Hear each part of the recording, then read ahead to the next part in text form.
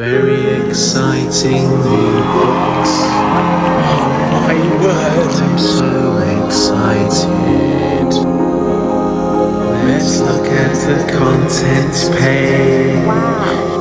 Four themes split into five. Four themes split into five sections. But what are the sections? Each theme has a warm-up exercise To spark interest in the theme.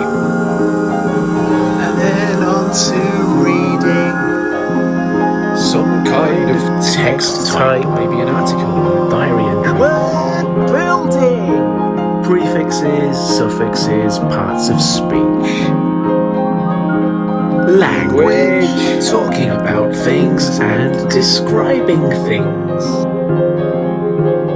Task, where you write some kind of text type, such as an article, a script, or a story.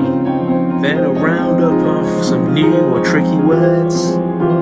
We've got learn more and let's reflect. Those last two sections have a QR code to scan. Ooh, exciting times. But what are the themes? 1. A new start. Teen life. 2. Strong, fit and fast. Healthy living.